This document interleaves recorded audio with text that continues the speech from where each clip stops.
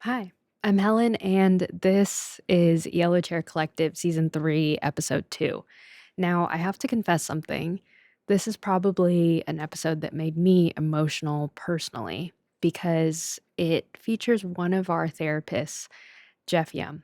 And Jeff gets really vulnerable about losing his father at the age of 16, having to go through high school, feeling like something was wrong and not really having a father figure and looking for a father figure during that time.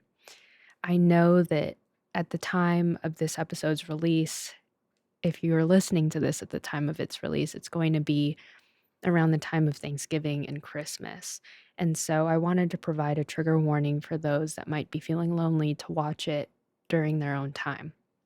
Second, I really do believe personally that this will help a ton of people in their journey in rediscovering who they are outside of other people's judgment. Jeff gets really vulnerable about what it was like for him growing up as someone who felt like he had to be strong and couldn't be as sensitive as he was. And I think that one of the biggest messages out of this episode is that you don't need to be like everyone else to make a positive impact. Sometimes being yourself is one of the greatest gifts that you could ever provide to people. So I hope that this inspires you.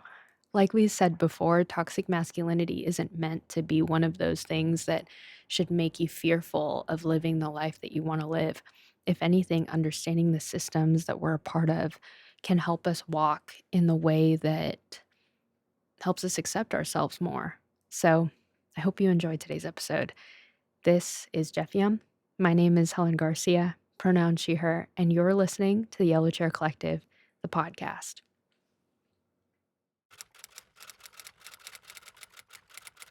So you remember funerals. I do. How you made that connection between toxic masculinity and funerals? What is that connection?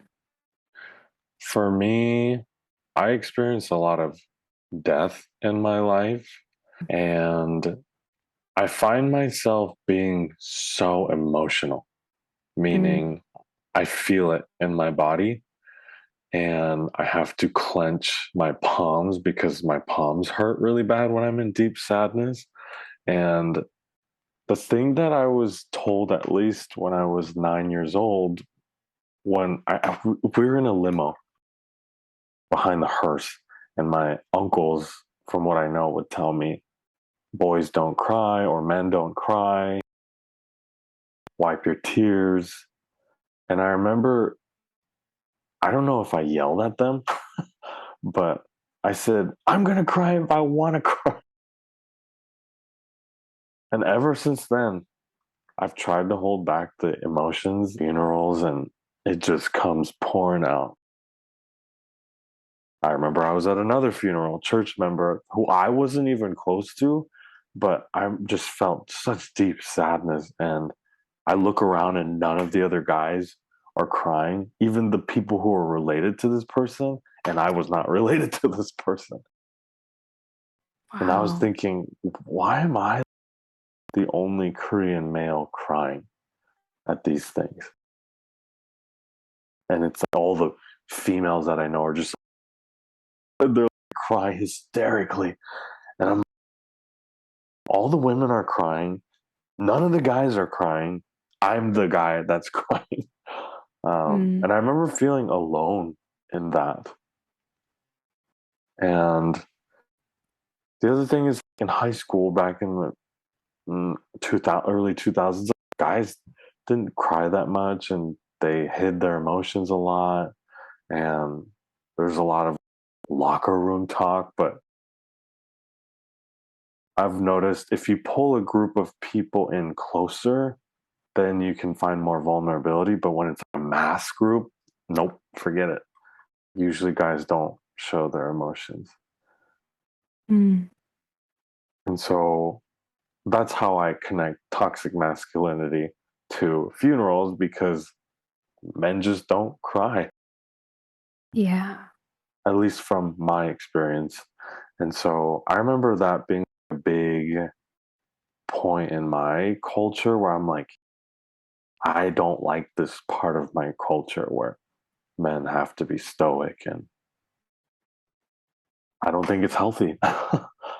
Even in my work as a clinician, I've noticed the acceptable emotion that Asian males can feel is anger and rage, but nothing else. It's What almost did normalized. what did that do to you as a person? Because earlier in our conversation, you said whenever you feel emotion, you tend to clench your fists. Like this, because the Like, palms would hurt. Yeah. I don't know why. I always remember it being like, am I being crucified like Jesus? Because it freaking hurts. I've never heard anyone tell me that before, that like they Me just feel neither. emotion. I What does feel that it. feel like for someone who doesn't know? it it's worse than a paper cut, I'll tell you that. It's an aching pain in the palm of my hands to the point where I Wow. have to clutch it in order to dampen the pain. I remember feeling very shaky and crying, my shoulders, my hands, because I'm clenching my palms. Almost like something is sitting on my chest. Wow. Yeah, when I'm Did it, in deep sadness. it's only deep sadness. It's not like anxiety, nervousness. So for me, that's deep sadness. Anxiety is more okay. I've had a situation where I would get hot, like a hot flash. Traditionally, women would say, "Men don't get hot flash." I'm like, "Whoa, you could get an anxiety attack," and it's I feel this warmth, and then I feel it, and I just start sweating. My back is sweaty, my chest is sweaty, my hands are clammy, shaky in my body, but there's no pain associated with anxiety for me. Mm, What else? Sort of like a nervous feeling in my gut, and anxiety also manifests. I've had a sensation where it was like a tingly, numb sensation in my upper chest area to the point where I had to go get an EKG, and they do a ultrasound on my lungs to see if mhm. everything was okay, and there was nothing. And so that's how stress and anxiety manifests for me. But yeah, I'm genuinely curious. You ever did you ever grow up thinking, is there something wrong with me that I'm the only male in my culture and at my church who actually feels this deeply? yes. I have felt different, more so that I'm the feely type and not man's man, if you want to call it that. I'm sure there's a ton of guys who feel the same way that I felt, but just didn't know how to put a finger to it. I distinctly remember feeling different in college. All of my friends, closest guy friends, we still all talk to this day. And I remember in being a devotions group, and these guys don't talk about their feelings as much, and I'm the one who has to be vulnerable to break the ice, and then we all start crying. But it always took a catalyst to do it. And I remember getting so frustrated with these guys. I said, guys, I feel like the thumb because the thumb is separate from all the other fingers. Like Yeah. it has its own thing. It's not related to any of these other digits. And I remember one of my buddies, he's like the most man's man. He does construction, but he also loves art. And he's like, he puts his head down and works. You see, all these qualities subconsciously attaches to what a man is. And I was always jealous of that. Like, why couldn't I be like that? But I remember him saying, like, as much as you feel different from us, we needed you to be that person in our group, or else we would have never opened up to each other.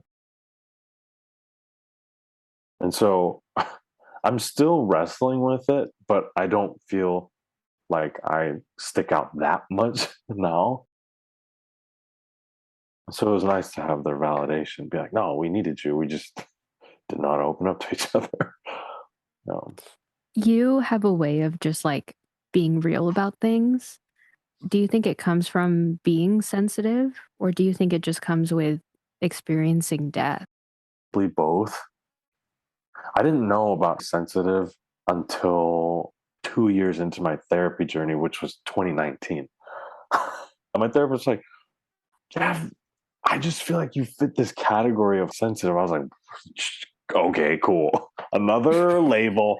I'm tired of this crap. But when I read all the distinctions about it, I'm like, yes, Mm. I'm sensitive to loud noises at certain types of days. I'm very sensitive to like hot weather or cold weather. I feel so exhausted at the end of the day.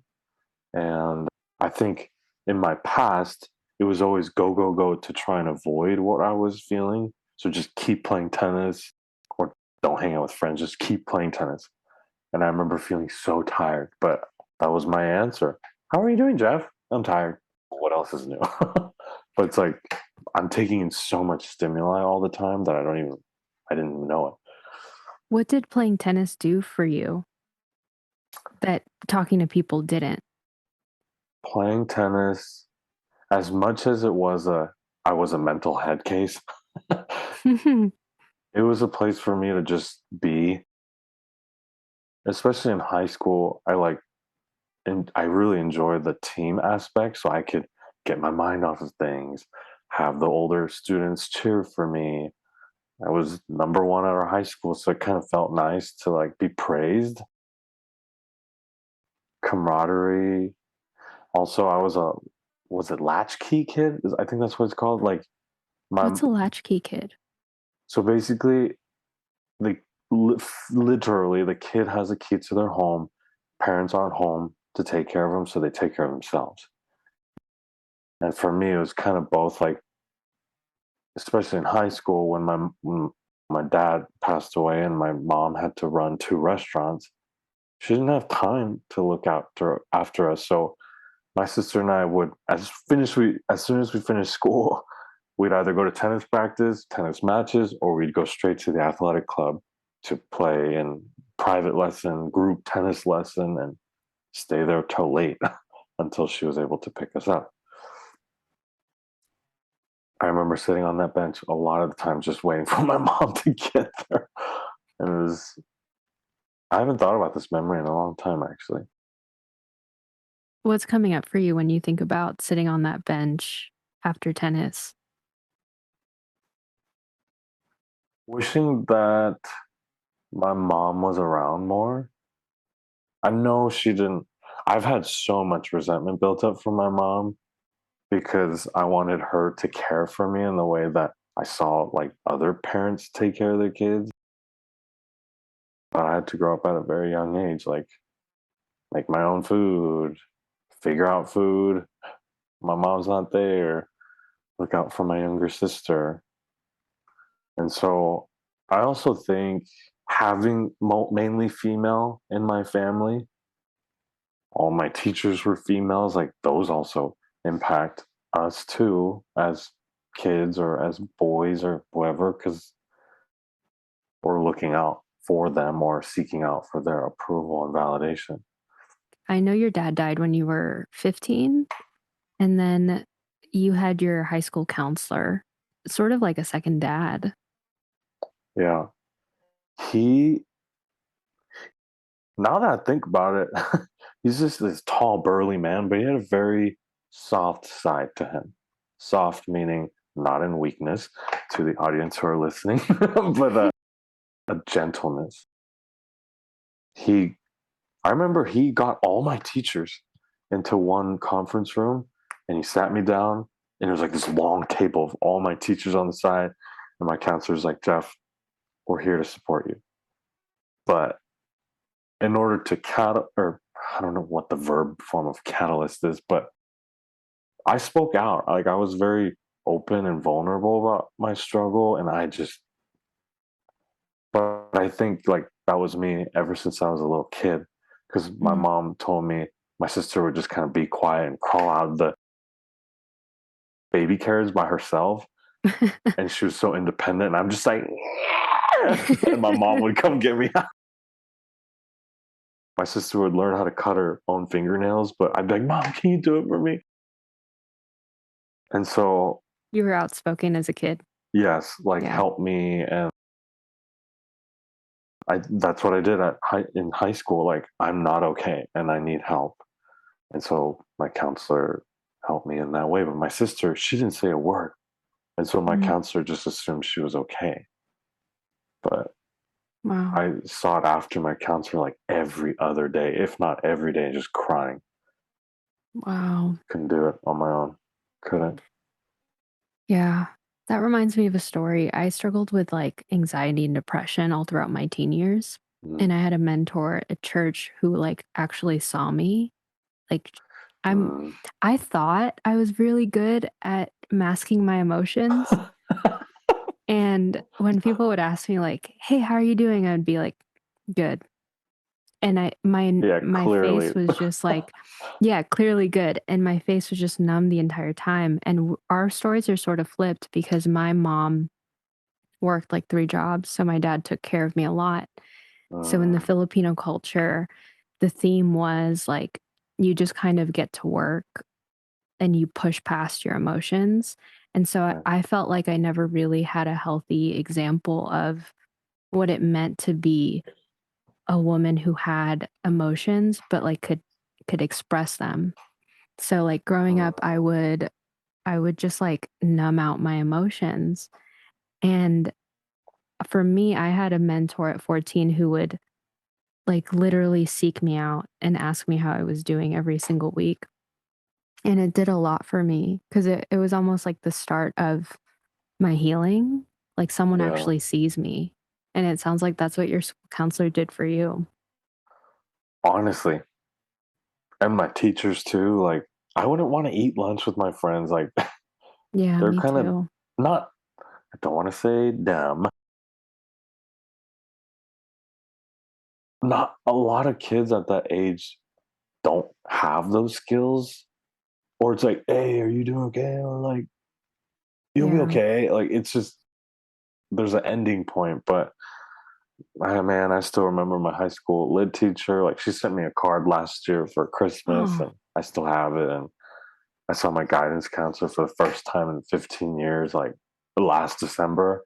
And I remember just breaking down and crying because all the memories are coming back. And he's like, Jeff, I can't believe you're 30, man. I was like, it's been 15 years. Holy cow. But yeah, he saw me. I mean, granted, I called, but he did see me. Yeah. Yeah. What did you learn about what a man could be from him? I would say the other person would be my high school tennis coach too. Mm, Both so Mr. Frankel, if you ever listen to this, he was tall, like 6'3", 6'2". He was just gentle, very mm. gentle, had like a big laugh, a mustache, kind of smelled like pepper, and he was just very gentle. He never raised his voice. When he needed to be serious, he kind of had a more stern voice, but most of the time it's like very encouraging, and he was there for me whenever I needed something. My high school coach, he was more of a like a dude's dude. He coached. He was his whole family was an Olympian, and he coached tons of sports, so he knew like the dynamics. But even then, like he was hard when he needed to be, and when I made a mistake, he would come over very gently and be like, "That was not okay. This is something that you will need to apologize for in front of the whole team, not to embarrass you, but as a growing opportunity." But he never once like they both never ridiculed me or told me I couldn't feel a certain way. So I think I learned a lot from them. Yeah. So, just so I can understand, like, for you, Yeah. you thought that, like, being masculine meant calling someone out and, like, embarrassing them. Is that what you're saying? Not Not necessarily. I think those are just in the ways that I've seen support. And I didn't really have a framework to work off of. The only thing I can remember from my dad is don't yell at your mom or your sister from upstairs. Like, talk to them, come up to them and talk to them. Don't yell. You shouldn't hit your mom or your sister. It was those kinds of things. But once came to high school, like I didn't learn all those things. Yeah.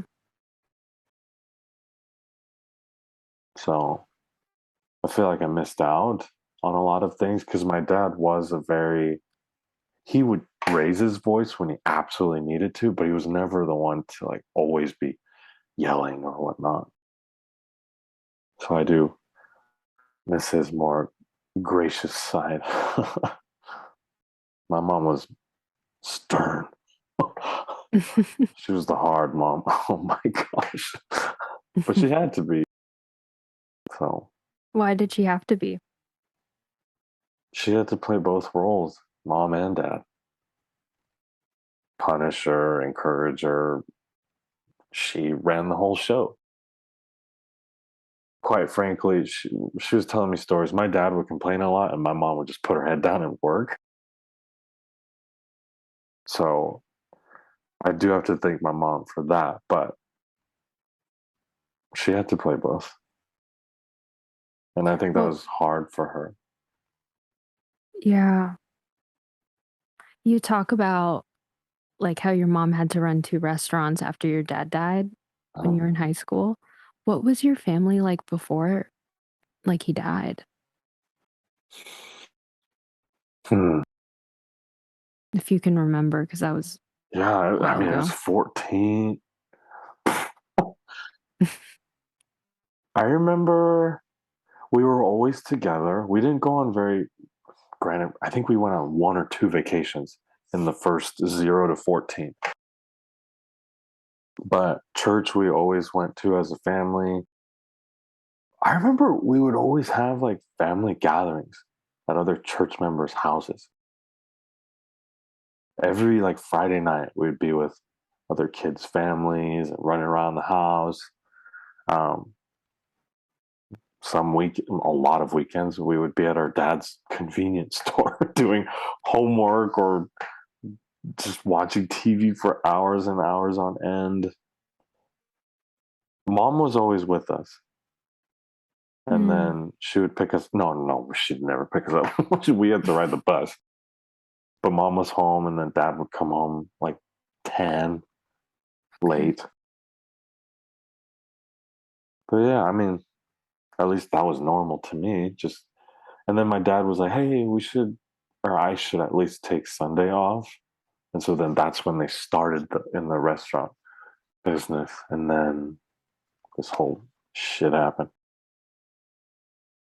So it's like just when he wanted to spend more time with his family, this whole thing happened, and I think that is where I feel the most like frustration because my dad just wanted to set aside more time to hang out with us, and then wrong place at the wrong time kind of thing happened.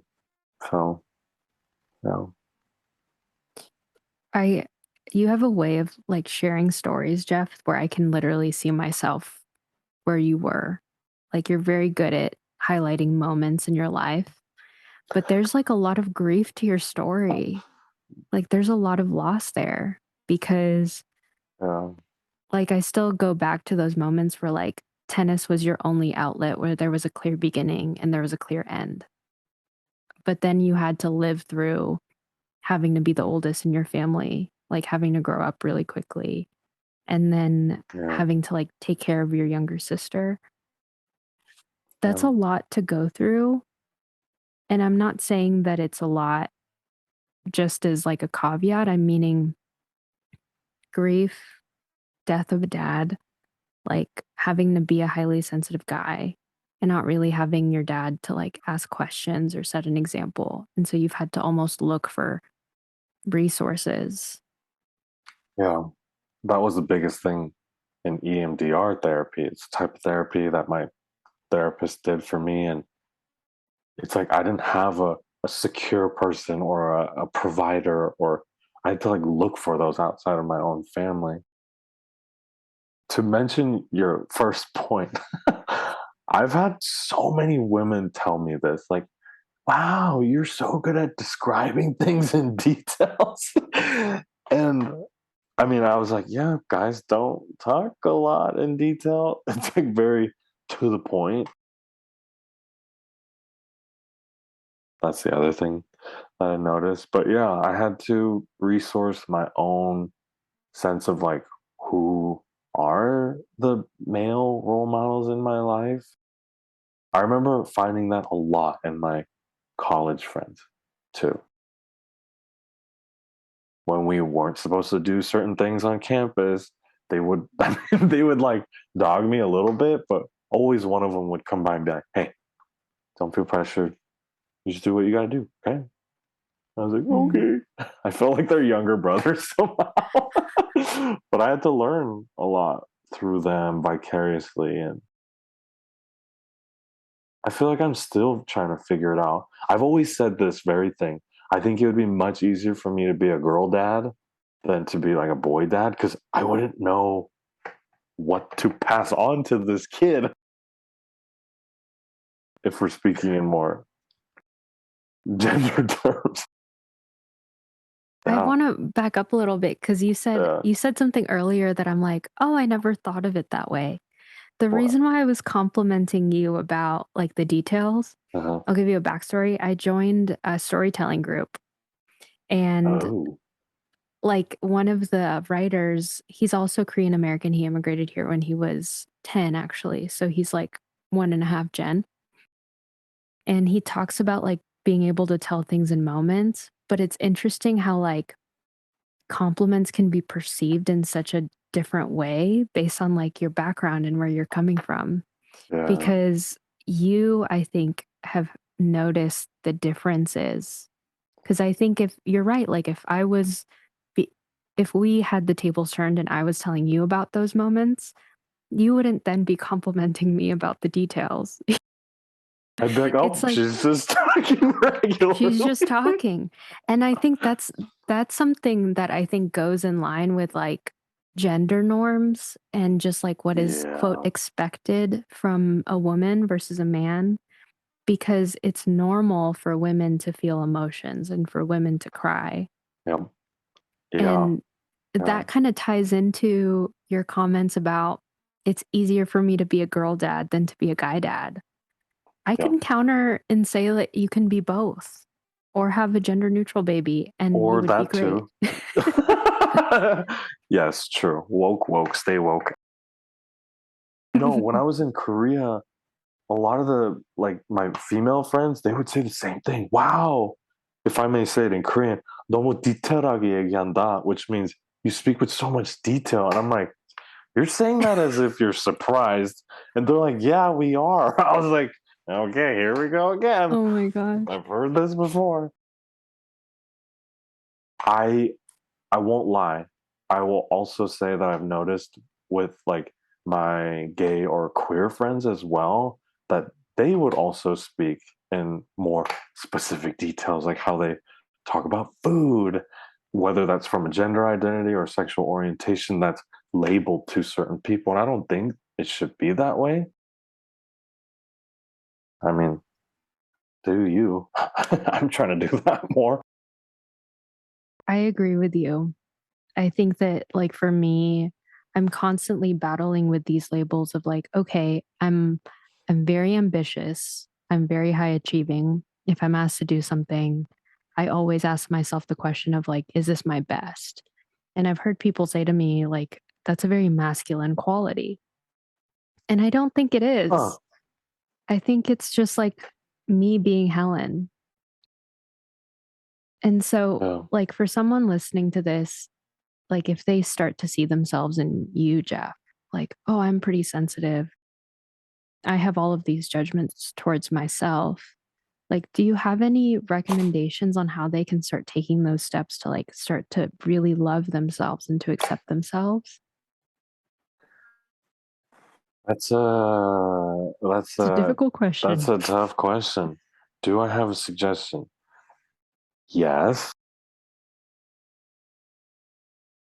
I think at a certain point you may, that's my hope, is that you will realize that what you are trying to go against isn't working for you. Whether that's trying to hide your emotions, trying to not speak in details or whatever. At least for me, there came a point where I was like, am I living authentically by trying to shut down in my emotions? I don't think I am. I feel like I'm bottling it up and it's not helpful for me, which is why even if today, like, it's hard for me to call my friend, I beg, hey, yo, I'm pissed off. I'm not doing well, or I'm depressed. I need your help. Like, I can't repress that, or else I would be self isolating. It's going to hurt me. So, to anyone who feels like they can't, it's one of those things where you find out, like, oh man, I don't know if I can keep going. And also, I want to affirm whoever's listening, if you feel this way, like, there's nothing wrong. There's nothing wrong with you. um, I think that took me a long time for self acceptance. And I'll be honest, I'm still working on it. Yeah. There are times where I get frustrated. I'm like, man, why couldn't I just like put my head down and work instead of reach into myself and be like, I feel so tired or I'm over this. But yeah, know that you're allowed to feel however way you feel. How do you, when you start to repress your feelings, like what are some things that you do, like signs that you've caught yourself doing? Staying in bed. I'm usually an early riser, so probably pay attention to your patterns. I'm usually up 6:30, 7 in the morning. I go to bed at 10, but it's when I start to ebb and flow out of that, like wake up at 9, sleep at 12. I notice my space starts to get a little bit crazy. Like, I'm usually a type A neat freak, but this week and last week hasn't been great. So there's stuff I need to throw away. I have 3 cans of sparkling water that are all empty that needs to be tossed. I mean, it's in disarray. So I would pay attention to those things. Mm. Are you okay, Jeff? There's a lot that I'm thinking about. Yeah, there's a lot that I'm thinking about. And I can notice myself kind of going into more, I guess you could say, toxic masculine traits of like, I don't want to open up about this. I've been yapping about it for too long. I should just like take action and do something about it. Like, Mm. those are the narratives that go through my head.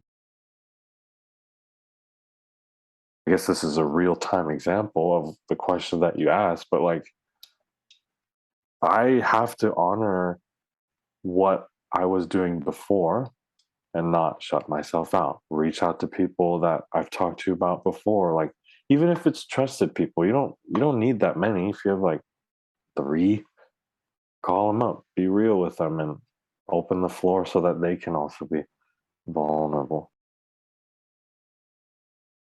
Yeah. Do you have friends that like seek you out when they start to notice you start shutting down? See, this is where the my guy friends need to pay Guy attention a friends, if you're little bit. listening to this. Hey, to all, I mean, to any friend out there, start to notice patterns. Okay. I think this is just a lesson for everybody. Like, it's a hard time for everybody. If I'm usually the one who calls my friends, the Mm. last like year and a half, 2 years, I haven't been that intentional friend. So I want to be apologetic about it, but also I can't because I haven't been able to give. And I think that's where I would call out my friends, like, this pattern of me. And my hope is that you would reach out when I'm not, like, Mm. being intentional with you. some of my friends who I work with notice and they reach out, but then again, like I talk to them on a more daily basis. And for my closest friends, it's like once a week type. So Yeah. pay attention. Don't be afraid to ask how you are. If they're like, oh, yeah, whatever, it's cool, be like, how are you really doing? And just Something, pause.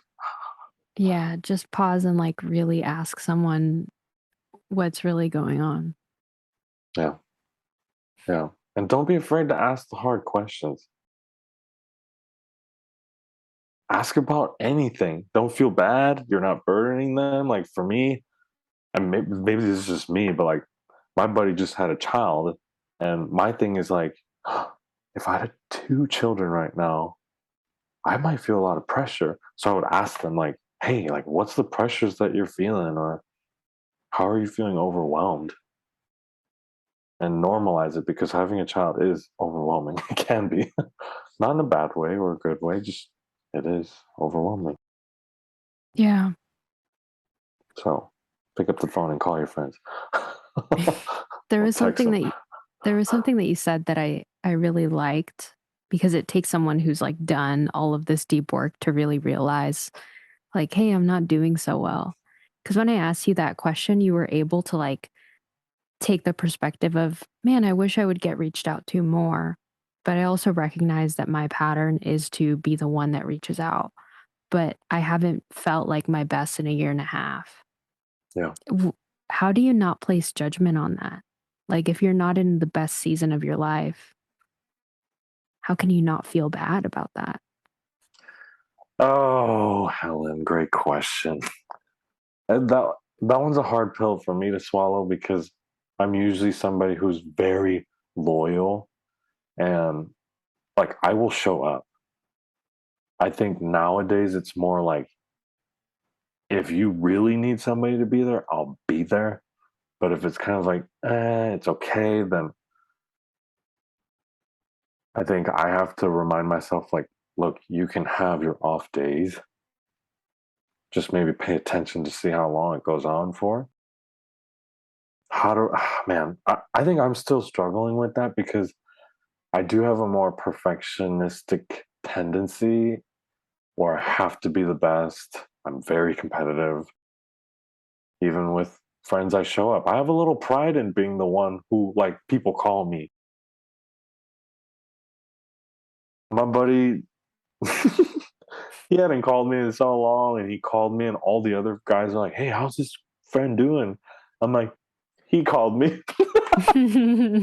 Like, oh, and I feel great about that, but um, acceptance, man, I'm still working on that. To be quite honest, to not put so much pressure to be that friend who always shows up, but to give myself grace and be like, "All right, it's okay. You're not a terrible friend. You just need time off, and that's okay." Um, I think the more guilt or shame there is, the more you're going to like overcompensate or pull too far back. Um, Mm.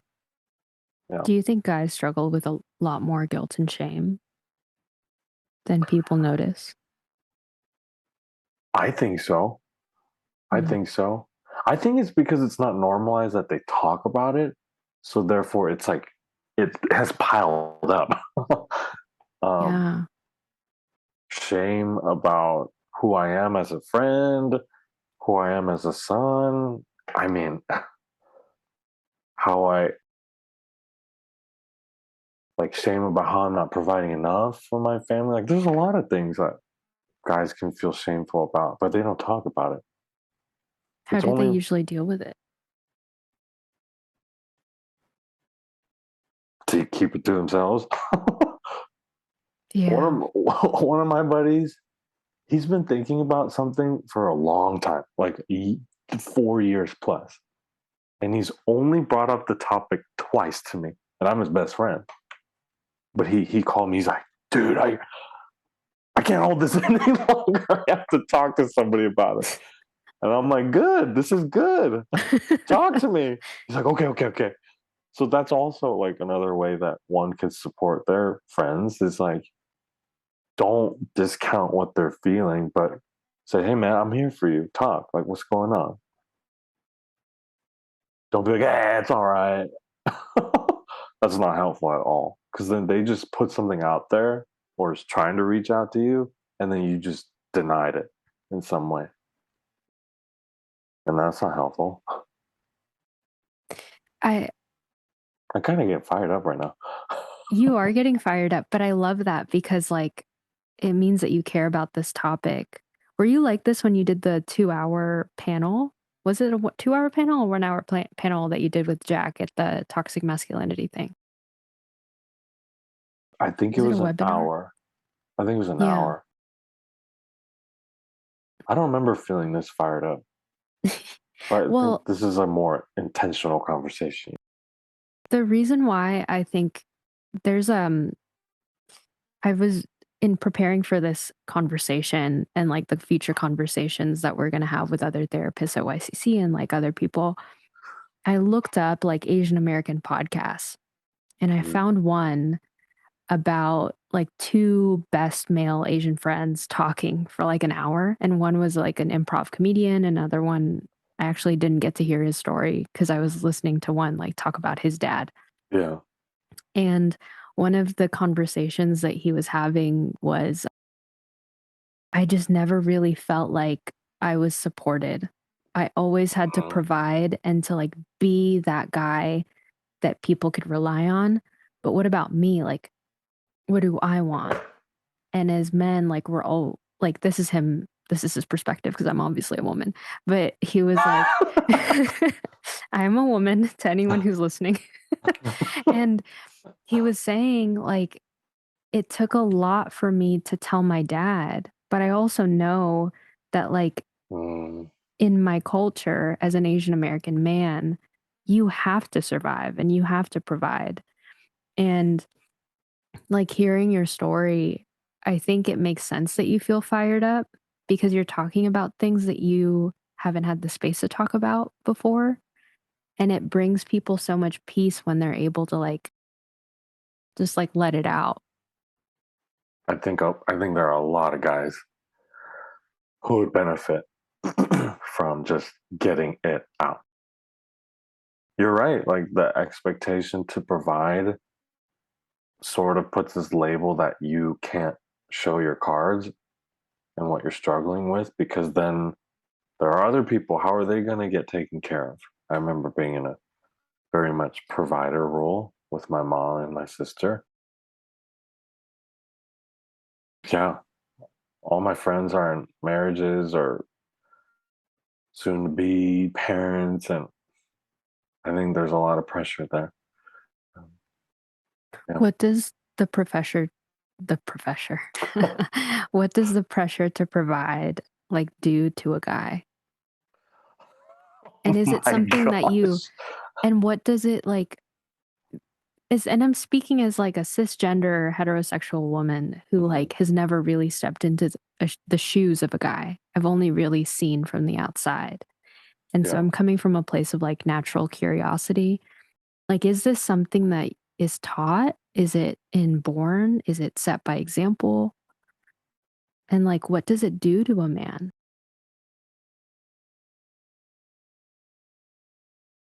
I think culture, therefore family, ethnic values are at play, regionalism, regional values. I think they're all at play. It depends really, but I think from all my buddies and friends, like it puts this pressure to sometimes maybe put away our desires and find the one that's most financially, what is it, feasible, viable? Are those all same words? I think they're basically the same term. They're just interchangeable. Yeah, like Yeah. be the provider. And there are times where our own desires can't be met because they might not be giving financially. I know for me, like I would want a family, but what that does to me, it it puts so much stress and anxiety on, I need to get the highest paycheck then. I need to make sure I get the best benefits for the future of my family. And for me, like, granted, it's my future wifey's choice, but like, if it was my choice, I'd be like, babe, you don't have to work. Are you kidding me? It's like, that's an automatic response from me. I will do that so that you can take care of the kids. That's just a very ingrained thing for me. If she wants to be a boss, then sure, go ahead and do it. But there is that extra layer of pressure to provide. Or and then I could think of plenty of examples where it's hard for guys to be vulnerable that they don't have enough money or their finances aren't in order, because there is this, it's changing now, but there was this idea of men should pay for the dates. So Mm. then the guys are going to have to figure out, oh my God, in order to show that I care, I have to plan all these dates. But there's so much growth that can come from vulnerability. Like, once you open that up, I've seen partners, they're like, you don't have to plan all these extravagant things. It could just be something that you've planned. It doesn't have to cost money. But in the guy's mind, it's like, all this pressure to do all these things. And that's stressful. It's almost like there's this phrase that I learned in sociology class called "a fish doesn't know that they're in water." And it's almost like I'm starting to learn what the substances in the water feels like. It's the same analogy that they used in Soul, Disney Pixar. Oh, yeah. um, Yeah. It's something that I think is like an age-old phrase because I think toxic masculinity is just one of those terms where it's just like highlighting what is and like the repercussions of what is. Because, like, even as I'm listening to this, everything that you said is like normal in our society, like paying for food, being the provider, like just not saying anything, being quiet. yeah. And like for someone who's like just listening to this, I'm trying to put myself in that position. Like, why is that bad, do you think? Why are those things bad? Yeah. Like you just called out so many things that I think as a therapist from our background, we acknowledge the negative repercussions of those like societal pressures. But Mm, for someone who doesn't really know why that's bad or like why that like mentally it takes a toll on you, can you just like speak on that for a second? yes. I think in some ways it can affect the dynamic of your future relationships. If you don't open up, there's going to be a lack of emotional connection. And what I mean by that is, if you are feeling angry, but you really feel vulnerable that you can't provide financially, I would say your partner is allowed to know what that is all about so that they can know how to best support you. I don't, correct me if I'm wrong, maybe it's, I don't think at the end of the day, if it was a good partnership, that other partners would be like, no, you have to keep providing for me. They'd be like, no, let's try and work this out together. I also think like it can change the way like expectations are for even women. Like, if you wanted to work and go be a boss, but the gender expectation was that, oh, well, the man provides, then like, do you get a chance to live out what you want to do and put yourself to work and go achieve things? Like, no, like you're allowed to do that. um, Yeah. I'm very intentional to not say girl boss or lady boss because I just want to say boss. Go be a boss. I, I, I mean, things are changing now, but I think that's totally appropriate. Yeah. Where it's okay to be both. Like it's okay to want to be taken care of while also taking Mhm. care of your own needs and others' needs. But like Yeah. it starts with like being aware of like the water that you're in. Yes. That is probably the biggest thing, the one thing that I see the most in a lot of the clients or partnerships that I see is the lack of deep connection of where you both are. That's so true. I think it's hard and it's scary to put yourself out there in a place of, okay, this is all me, because you could get rejected or whatever. But I think if it's the right partnership, like I said before, the people are going to be there for you and support you. And I think that feeling will surpass the vulnerability part of like, I don't know what I'm doing. Oh Yeah. God, what a sigh of relief to feel supported. Yeah. And because we're both heterosexual, like we're speaking within the terms of what we Yeah. know for Yeah. people listening. But True. yeah, I'm just sort of like sitting with what you're saying and connecting the dots. Because if you don't understand the systems that control your way of thinking and the dynamics that you live out, like all of these thoughts will conflict with the relationship because gender dynamics really do play a role, or your understanding of what gender is plays a role in your future relationships. And so if you're a man and you're like, these are my expectations, I'm supposed to provide for my family, I'm supposed to like make sure that she stays home because she can take care of the kids, like these are things that people don't always talk about within the context of a partnership or relationship or Mhm. marriage. And so let's say that like I'm the woman and I decide to go and like live out my life. You might be thinking to yourself, and this is just like an example, the man might be thinking, like, am I not enough? That like you feel Yes. the need to go out and work. And then there's inevitable anger that can come out from the man of like, I feel vulnerable, but I just want to be angry. And Yeah. then conflict ensues because it's all within the system that you never talked about. Yeah. And I think family pressure, I'm speaking more from an Asian Yeah. background, but like you might get some snarky extended family members being like, why are you taking care of the kids? Mm, I'll probably get that. My yeah. grandma, she would always say things like this. She means well, but she's always like, men aren't supposed to be particular or like neat and tidy. And I said, Grandma, you can't say that. And then one day I packed her stuff for her without her knowing because I'm just always ahead of those things. And she forgot something. And she's like, oh my gosh, I have to go back in the house. I said, Grandma, your neat and tidy grandson has already packed it for you. And she goes, oh my gosh, thank you so much. And I said, what was that about being neat and tidy and stuff? She's like, never mind.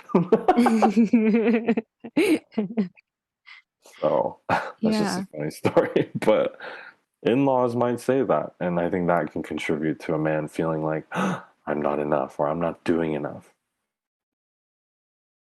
But maybe it's time we realize how much mother freaking work it takes to take care of children. I hope you keep It that takes part in. it's okay, I'll cut that part out.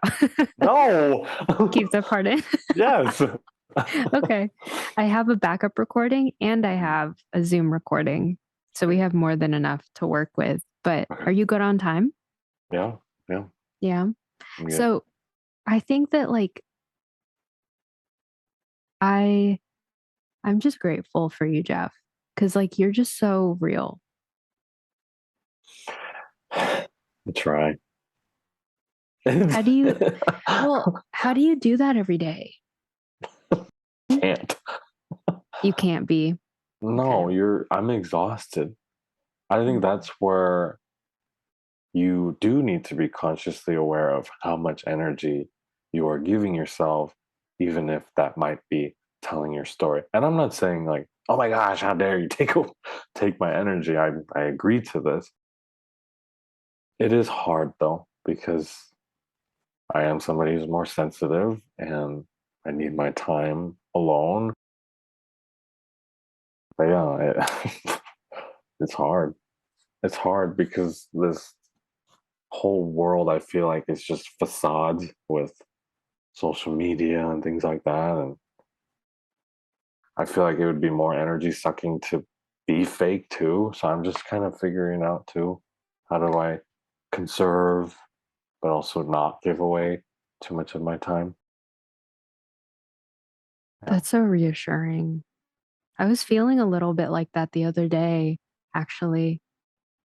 I wrote a newsletter. I write a daily newsletter for my writing practice. Gosh, how many things are you doing? I do a lot. I'm like, and that's why I ask those questions. Like, I ask questions mainly circled around what it takes to just like be real and to be hyper productive. And I think that that's Yeah. been something that I just naturally do. I have sort of like an all in personality. If I'm going to do something, I'm going to do it to the best of my ability. And then I shame myself when I don't do my best.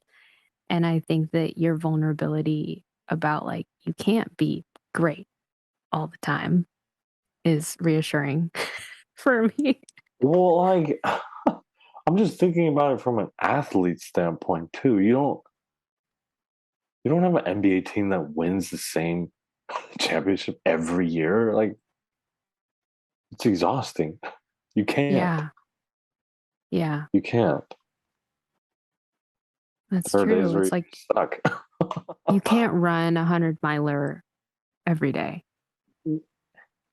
If you can, you are not of this world.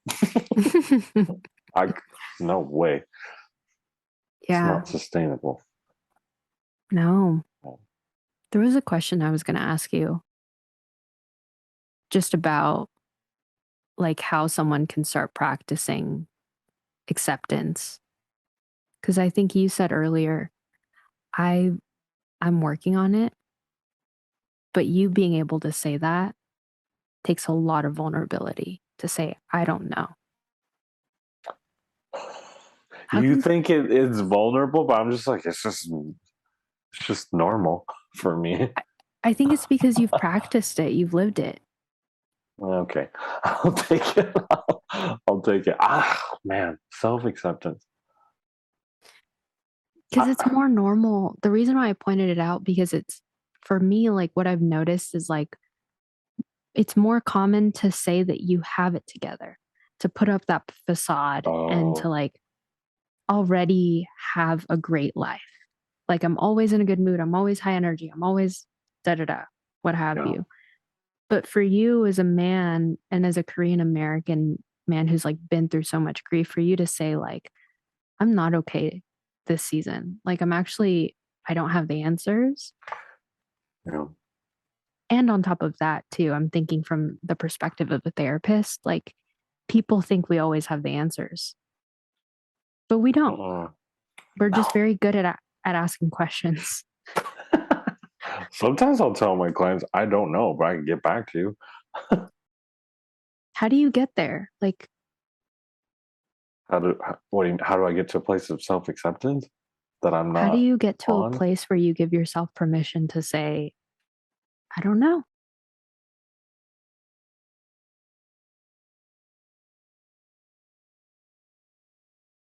Well, one, you could get caught up in your own lie, being like, "Oh yeah, it's fine, it's fine." Then you go cry in a corner, and then somebody finds you like you're not okay.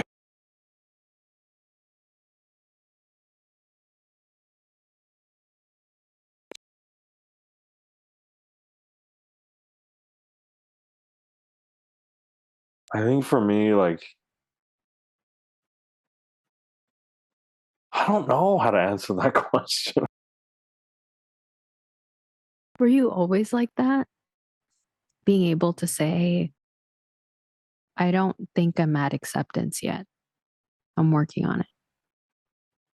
I want to be at a place where I'm thriving and accepting, and but I think there's a bit of comparison that's Okay. happening. That's not allowing me to accept, because yes, there are some things that I could do to shut certain things off, put my head down and grind and work, and it might get me to where I want to be. But I don't feel like that's who I am. Then at the Mm, end of the day, I might be working a job that I hate at that point, all because of one thing that I'm being driven by, mm. or the belief that this is going to serve me as a man or whatever. Yeah. It's about being Yeah. able to like ask yourself, am I actually being real with myself right now? I think behind closed doors, some people may realize I don't think I'm being real. For me, that's how I felt. Like, I feel empty. What is there Mm. left if I am being fake? The way that I see it, like, if I'm not being vulnerable, granted, don't put this pressure on yourself, but it won't allow others to be vulnerable. If I say I'm okay, that person's going to see, oh, they're okay, then they must be fine. But I think that's the power of vulnerability is if you say I'm not okay, other people will be like, yeah, me too, I'm not okay. And then it becomes like a place of camaraderie rather than who's not okay. Yeah. Thanks for being here, Jeff. I learned a lot. You're welcome. Thanks for having me.